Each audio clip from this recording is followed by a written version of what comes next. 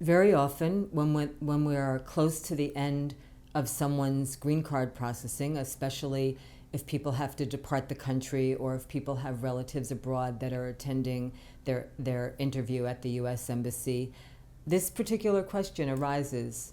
There are a lot of documents, birth certificates, marriage certificates, divorce judgments, sometimes school records, sometimes police clearances in another language. And they want to know, is it absolutely necessary that we translate everything into English?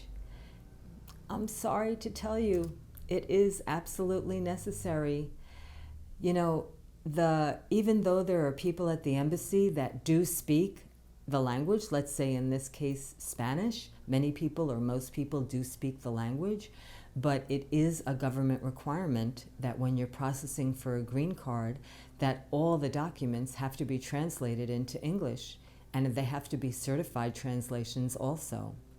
Along the way, we deal with the National Visa Center prior to dealing with the embassy after the approval with immigration, and the National Visa Center asks for the original documents, that would be birth certificate, marriage certificate, divorce judgment, etc., and the certified translations. So all of that has to be accomplished when we're dealing with the National Visa Center.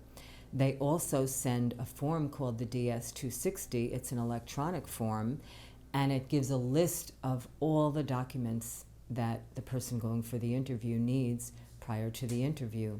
The National Visa Center is like an intermediary agency between USCIS at this end and the embassy abroad, and they make sure that someone has all the documents before the appointment is scheduled.